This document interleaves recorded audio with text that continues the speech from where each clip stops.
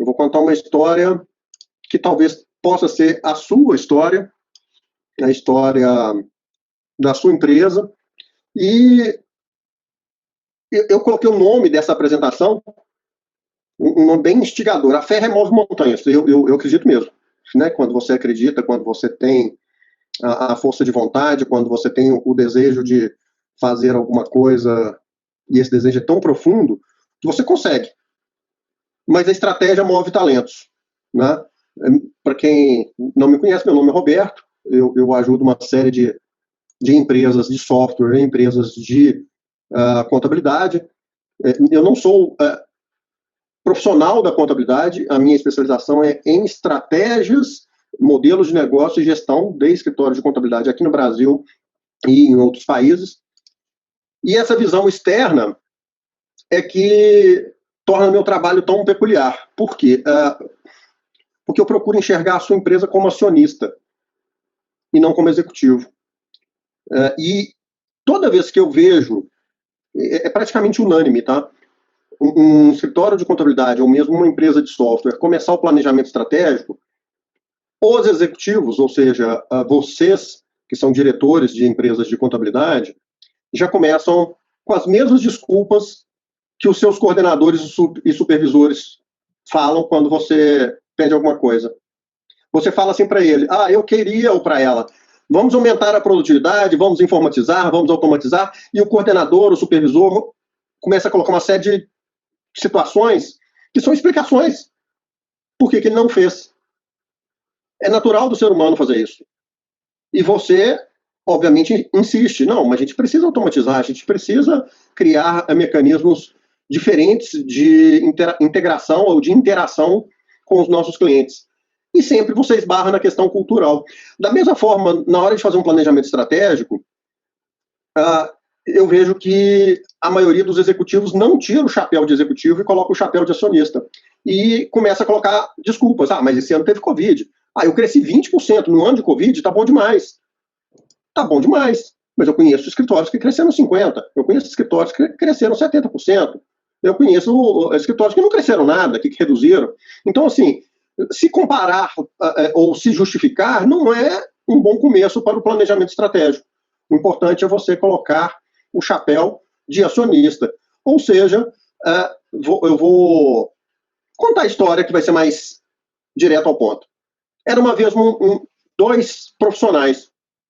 Talvez esses dois profissionais sejam um casal, como foi o caso do Maurício e da esposa, e da Elaine. Eles se conheceram talvez na faculdade ou numa outra empresa, eram bem-sucedidos ou estavam no começo das suas carreiras e tomaram uma decisão. Essa decisão foi baseada numa crença, na fé, na crença de que eles são bons na execução de alguma coisa. E essa decisão de não ser colaborador de uma outra empresa e sim empreendedor trouxe com eles uma mudança completa no estilo de vida, inclusive. Porque o empreendedor, quando toma essa decisão, ele agrega um fator cultural ao seu estilo de vida, que é muito importante, que é o risco. Ele convive diariamente com o risco e não sabe como vai ser o dia de amanhã. Não sabe se ele vai ter condição financeira de pagar as contas. Tem várias famílias que dependem deles, mas eles mesmo assim tomaram essa decisão, ou de sair das empresas que eles já trabalhavam e eram bem-sucedidos, ou de sair da faculdade e já criaram um novo negócio. E essa decisão foi uma decisão corajosa, uma decisão importante que, como eu disse, mudou completamente o estilo de vida deles. Então, eles resolveram criar uma sociedade, uma empresa de contabilidade. E no começo, provavelmente, eles dividiram as tarefas. Provavelmente um cuidava mais do atendimento, relacionamento e vendas, e o outro cuidava mais das questões internas, da operação, do processamento, das entregas. E todos dois trabalhavam muito, até tarde, muitas noites sem dormir, muitos finais de semana sem descanso, muita responsabilidade, muito estresse. E isso foi dando certo e conquistaram clientes. E a cada vez que eles se dedicavam mais à empresa, mais clientes apareciam. Os clientes atuais criaram um relacionamento, gostaram, começaram a indicar novos clientes. E, de repente, eles começaram a ganhar dinheiro. De repente, o dinheiro até ficou maior do que eles mesmos esperavam. Mas, com tudo isso, também houve, além do dinheiro, um aumento da equipe. E o aumento da equipe significa um aumento da responsabilidade, não só com os clientes, a responsabilidade fiscal, a responsabilidade trabalhista, a responsabilidade contábil, mas também a responsabilidade sobre várias famílias que ali estavam trabalhando. E isso aumentou o tamanho dos problemas. Porque agora eu não tenho mais que preocupar, entre aspas, só com os clientes, que já é uma preocupação gigantesca, só com os riscos tributários, os riscos trabalhistas, os riscos contábeis, mas também agora eu tenho que preocupar com as famílias que dependem da minha empresa, além da minha. E muitas vezes, os dois fundadores, e essa história tem variações, às vezes são 3, 4, às vezes é um só, eles tinham que efetivamente voltar para a operação e entregar lá, processar a folha, processar o Simples Nacional, processar o imposto de renda, para suprir algumas demandas momentâneas. E, como eu disse, essa história fictícia, ela tem diversas variações. Você pode sair, como eu disse, ter saído da faculdade com um colega, com uma colega, e criado o seu escritório. Você pode ter feito isso com sua esposa, com seus sócios. Pode ter saído de uma empresa muito grande, de uma multinacional, ou mesmo de um outro escritório de contabilidade. Mas o fato é que os conceitos por trás disso são os mesmos, as histórias são muito parecidas. As dificuldades são muito parecidas, os desafios são cada vez maiores. E um dia, vou até me arriscar a precisar ao tempo, entre 2 a 4 anos para trás, as pessoas, os fundadores, começaram a se preocupar com a gestão tática, com a gestão de tarefas, com a gestão de processos, com a qualidade, com as entregas. Alguns fizeram programas de qualidade nos SESCOM, SESCAPs, outros fizeram a certificação ISO, outros adquiriram sistemas de controle de processos, mas no fundo, ainda era gestão tática, porque a gestão tática significa gerenciar o como fazer, o know-how, como eu devo fazer uma folha, como eu devo fazer um processamento do Simples Nacional, como eu devo fazer um processamento contábil, com produtividade, com eficiência, com menos erros possíveis, com menos retrabalho possível, com o menor custo possível. Isso é gestão tática. E aí, eles perceberam que os problemas não acabaram, que eles continuaram tendo problemas. E que, para dar o próximo passo, eles precisariam fazer um planejamento estratégico. E aí, de repente, eles chegam na empresa e definem sozinhos, por leitura, ou por uma consultoria, ou por um amigo, fazem um planejamento estratégico, definem a missão, definem valores, definem a visão de futuro e os objetivos estratégicos. E aí começam a fazer um negócio chamado análise SWOT. SWOT é força, fraqueza, ameaça e oportunidade.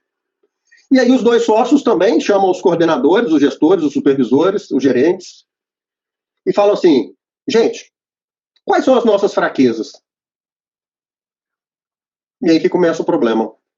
Porque um fala assim, eu acho que a nossa marca é uma força. E o outro fala, eu acho que não. Eu acho que a nossa equipe é uma força. O outro fala, eu acho que não. Eu acho que os nossos clientes são uma força. Eu acho que não.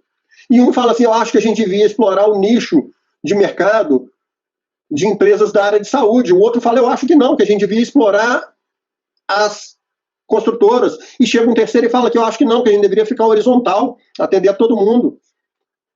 Ah, eu acho que a contabilidade low cost, baixo custo, é uma ameaça. O outro fala, eu acho que não. Um outro fala que a tecnologia é uma ameaça, o outro fala que é uma oportunidade.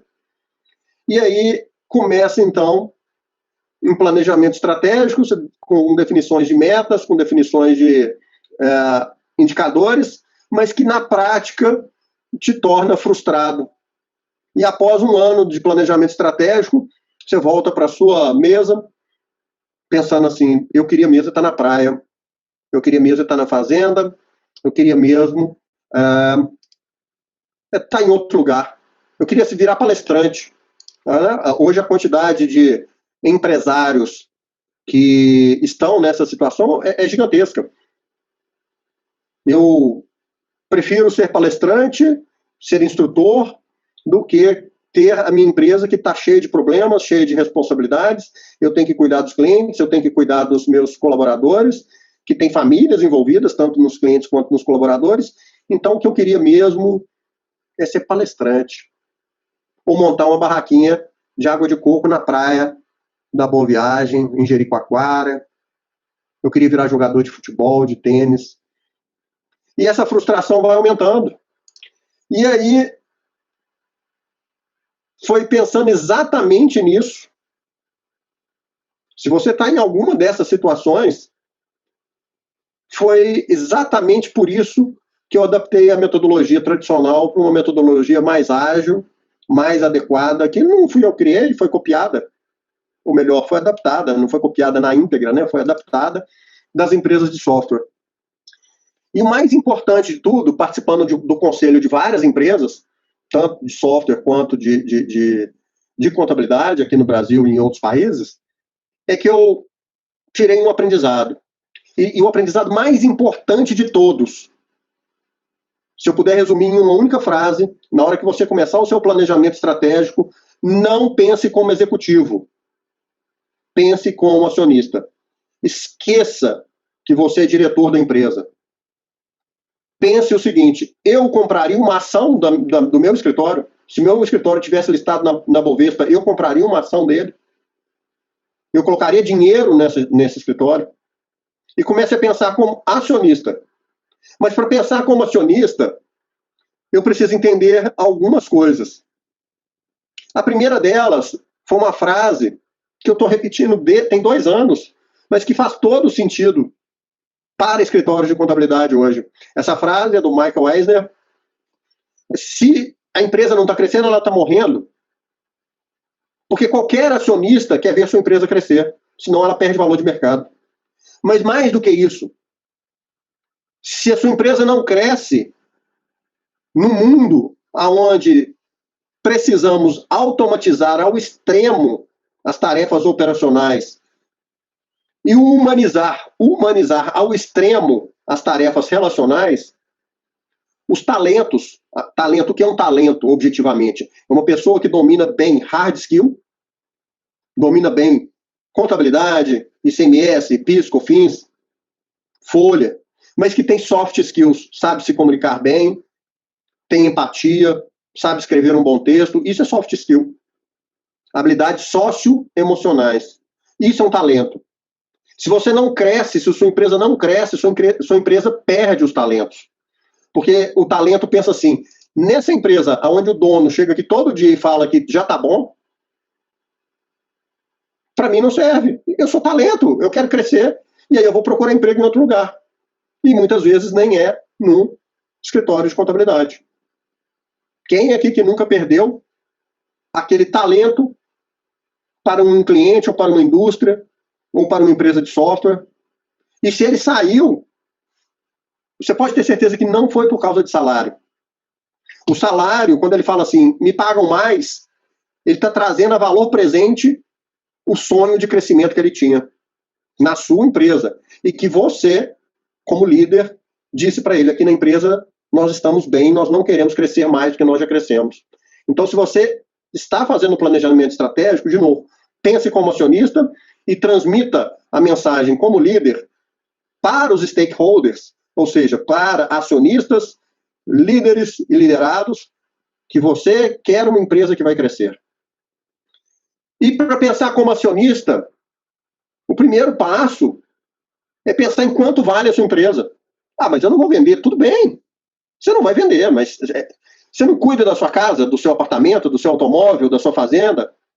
Você não mantém para não perder valor? A sua empresa é a mesma coisa. Por quanto você mesmo compraria a sua empresa? E existem basicamente dois métodos de valoração, né, ou de valuation de empresas. O método que é ligado a professional services. O que é professional services? São empresas que dependem de talentos. Empresas de contabilidade, auditoria, consultoria, agências de marketing, empresas de software. Dependem de talentos, claro. Mas eles constroem uma plataforma tecnológica que vende.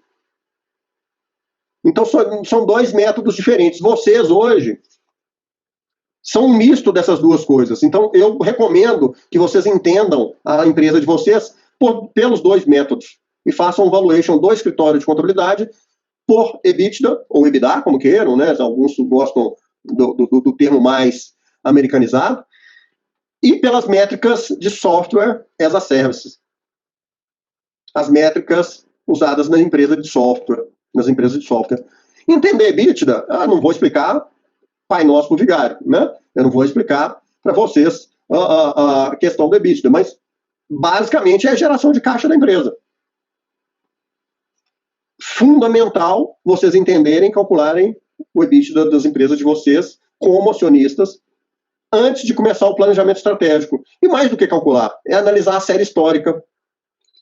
E do ponto de vista de métricas de software as a service, eu já fiz várias lives, inclusive aqui no Conferi, sobre isso. Em linhas gerais, nós temos duas raízes, dois números que são fundamentais para qualquer empresa de software. O lifetime value e o custo de aquisição de clientes. Em linhas gerais, lifetime value é quanto que seu cliente te paga por mês, em média, vezes a margem de contribuição dele, ou seja, se o seu ticket médio é R$100, a margem de contribuição é 40%, cada cliente te entrega R$40 por mês, vezes a quantidade de meses que ele vai ficar na empresa como seu cliente. Isso é lifetime value. E o custo de aquisição de clientes é todo o custo de marketing e vendas dividido pela quantidade de clientes novos que você adquirir no mês. Eu tenho pesquisas que mostram parâmetros de mercado desde 2017 sobre esses números, e tem lives gravadas aqui no próprio YouTube do Conferir, que eu explico detalhadamente isso, e se precisar, a gente volta outro dia e eu explico detalhadamente. Mas o lifetime value é basicamente produtividade ou margem de contribuição, taxa de fidelização e ticket médio. O que é o custo de aquisição de clientes? A eficiência de marketing e a eficiência de vendas. Quanto que cada real investido em marketing e vendas me retorna para a minha empresa? Então, a partir dessas métricas, eu consigo ter um quadro. Aliás, eu já, durante os meses de abril, maio, junho e julho, eu expliquei isso aqui para 5.000 escritórios de contabilidade. Isso está gravado para todo lado também, no meu próprio canal do YouTube. Você consegue ter as métricas de software as a service, inclusive que esse aqui é um caso real, né? Ele tem uma taxa de cancelamento de 12% ao ano, de 11% ao ano, tem aqui custo de marketing, o custo de aquisição de clientes, ou seja, os números são todos aí. Mas por que eu estou falando isso? Por uma razão muito simples. São esses números que vão definir a estratégia da sua empresa, que vão definir os objetivos estratégicos para maximização do valor da sua empresa. O lifetime value total da sua empresa, o cash runway, também expliquei, é a quantidade de dinheiro que você tem. Tem várias palestras aqui no Conferir explicando cash runway, mas cash runway é o tanto que você gasta, é o tanto que você tem em caixa, dividido pelo tanto que você gasta por mês. E EBITDA. Esses números geram, ou têm como consequência, 5 objetivos estratégicos prioritários para a sua empresa. Geração de caixa, venda de novos serviços na base do cliente atual, aumento da eficiência operacional, fidelização ou expansão da base.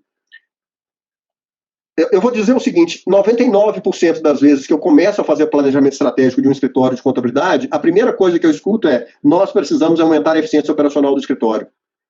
E muitas vezes, quando a gente faz a análise das métricas, a gente percebe que isso não é verdade. Que o maior problema da empresa não é esse. Que o maior problema da empresa é outro.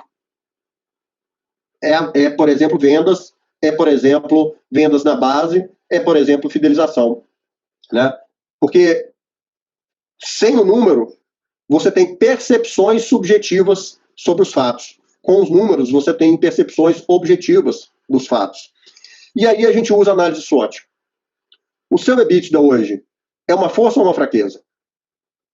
A sua taxa de retenção ou taxa de cancelamento de clientes é uma força ou uma fraqueza?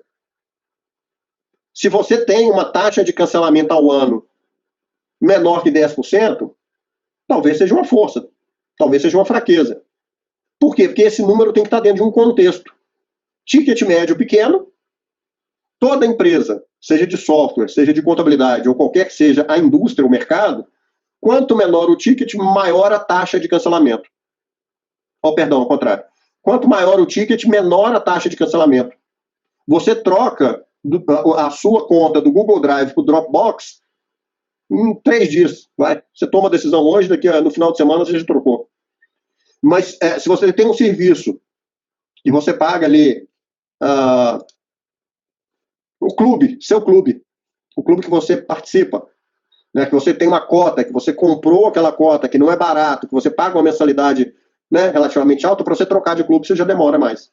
Então, quanto maior o ticket, menor a taxa de cancelamento. Por isso que o número absoluto não pode ser analisado fora do contexto.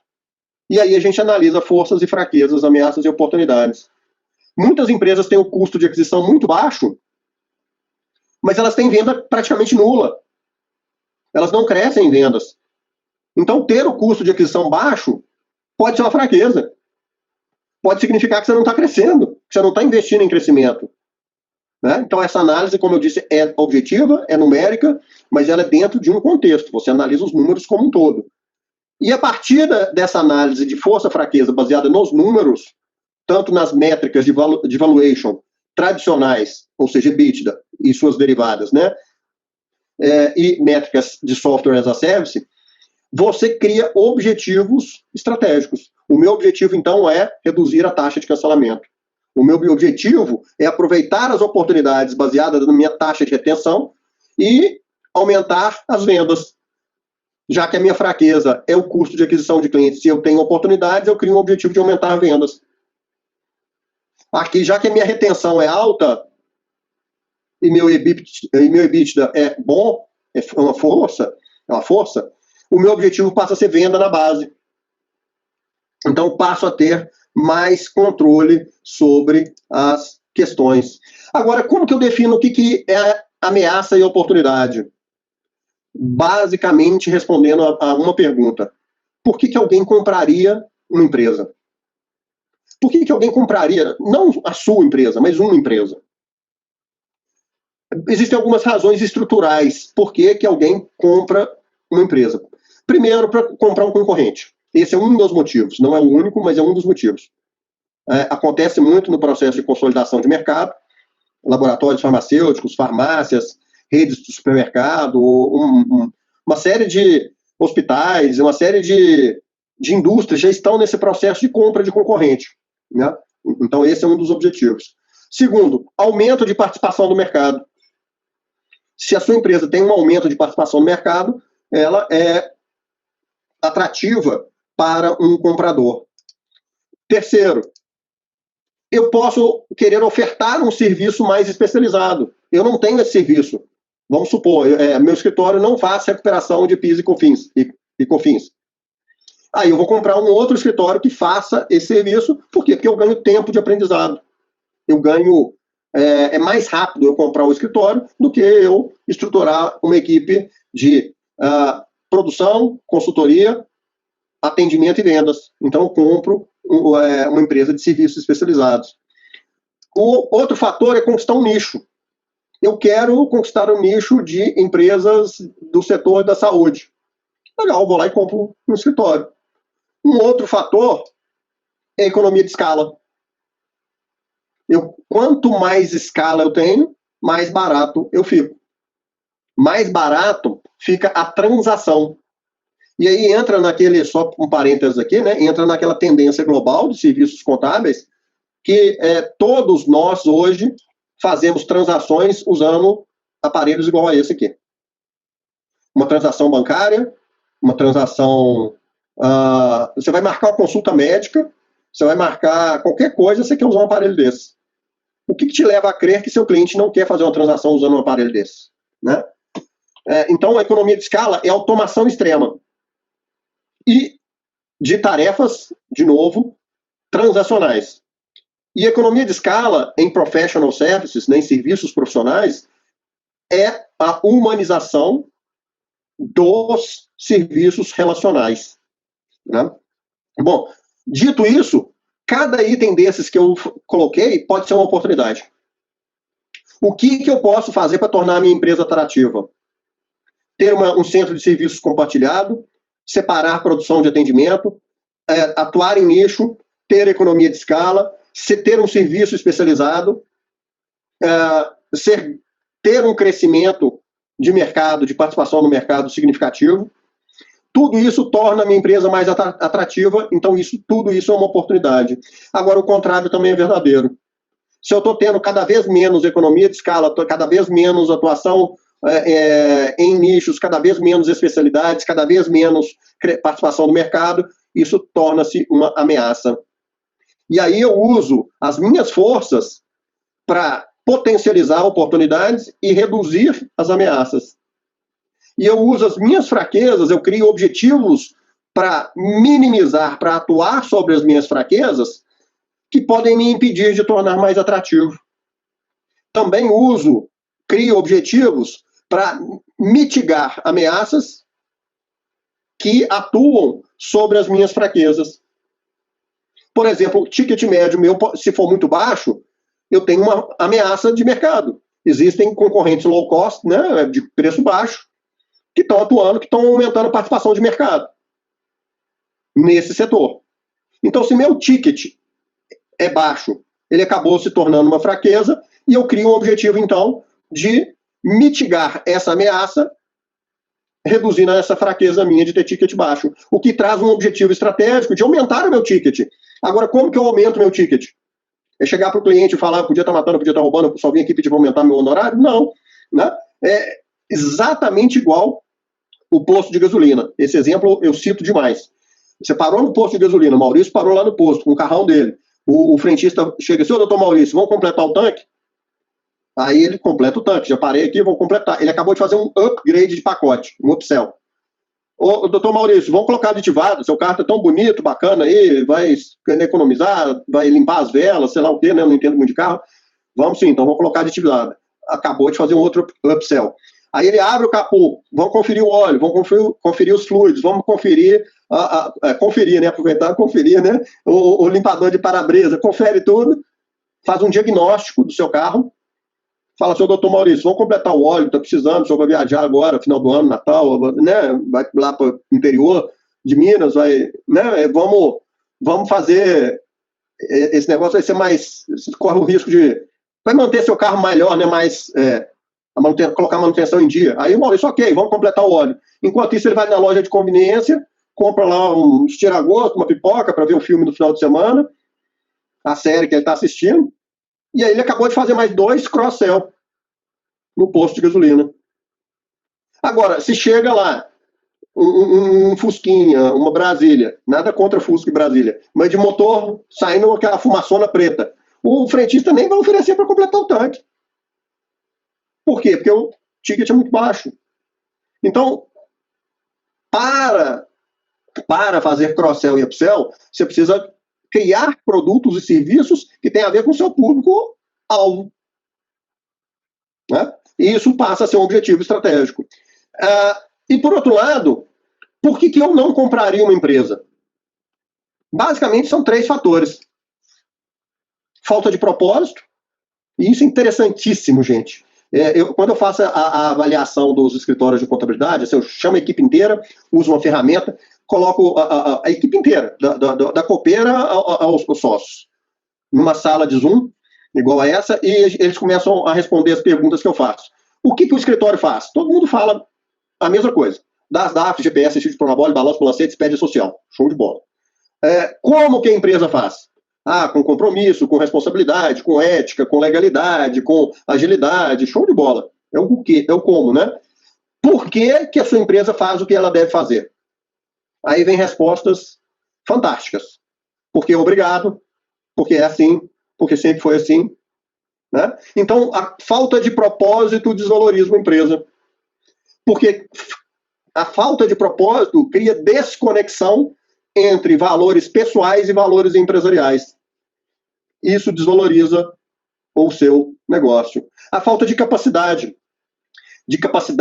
humana, né? Falta de autonomia, maestria e propósito das pessoas. Autonomia é a consciência de que as pessoas têm responsabilidade sobre as decisões que elas tomam, que a culpa ou que elas são hoje o que elas são por decisões que elas tomaram no passado e que amanhã elas serão quem elas serão por decisões que elas tomam hoje. Isso é autonomia, isso é soft skill, isso é habilidade socioemocional. Maestria é querer fazer bem feito mesmo quando não tem ninguém olhando.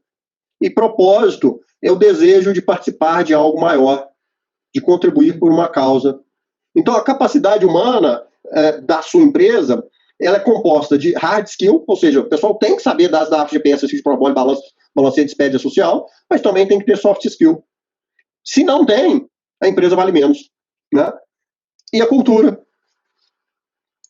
A cultura são todos os símbolos, todos os heróis, todos os rituais que se transformam em práticas visíveis e valores invisíveis que a sua empresa tem no dia a dia. A gente vê a cultura da empresa, é tangível a coisa. Né? E se você, dependendo da cultura, se a cultura é vamos fazer porque é obrigado, não vamos crescer porque já está bom, isso desvaloriza a empresa. Então, esses 3 fatores também são ameaças quando você está fazendo o planejamento estratégico. Ou seja, no fundo, a análise SWOT é extremamente simples. Desde que você objetive com alguns parâmetros ligados à valuation de empresa pelos métodos tradicionais, desde que você objetive esses parâmetros também com métricas ligadas a software as a service, e desde que você analise o que pode tornar a sua empresa mais atrativa ou menos atrativa com parâmetros de acionista, e olhe para os fatores propósito, cultura e capacidade humana como força e fraqueza também. Porque a cultura e a capacidade pode ser força. Mas se a conexão, ou seja, o propósito, não está claro para as pessoas, isso vira uma fraqueza. E a partir do momento que você tem clareza das forças, fraquezas, ameaças e oportunidades, os objetivos deixam de ser subjetivos. E aí, ao invés de você criar, aí é a grande diferença também entre o método tradicional e o método inventado pelo Google, que são os OKRs, né? Objetivos e resultados chaves. Eu tenho um objetivo. O meu objetivo é aumentar a base de clientes. Então, eu vou aumentar a base de clientes, é meu objetivo. Medindo resultados chaves. Visitantes, leads e contratos. Visitantes no site, leads gerados e contratos. Eu tenho um objetivo, aumentar o ticket médio, medindo a quantidade de serviços que eu crio, as oportunidades que eu coloco para os novos clientes e os contratos fechados. E aí eu passo a controlar 3 ou 4 OKRs, né? 3 ou 4 Key Results, ou resultado-chave, para cada objetivo que eu propus. E passo a ter esse controle visual no meu painel. Eu tenho o objetivo de aumentar a produtividade medindo o quê? Medindo a quantidade de entregas que eu faço, medindo o custo por vida que eu processo, medindo o prazo, o percentual de entregas no prazo que eu tenho. Ou seja, com isso, eu criei meu planejamento estratégico. É bastante simples a metodologia, é usar SWOT, as ferramentas. 1, SWOT, ferramenta 2, OKR. Qual que é a grande diferença? Eu passo a analisar a minha empresa como acionista e não como executivo. Né? Então, o que eu quis trazer para vocês é o seguinte, a mensagem principal. Torne a sua empresa tão atraente, tão atrativa, que você vai ser o primeiro a querer comprá-la. E que você não vai tirar o dinheiro da sua empresa para comprar um apartamento, para comprar um sítio, para comprar uma fazenda, para investir e virar palestrante. Você vai tornar a sua empresa um negócio tão bom, tão bom, tão bom, que você mesmo vai querer colocar dinheiro nela. Essa é a história que eu queria contar para vocês. Enfim, dúvidas, críticas, sugestões.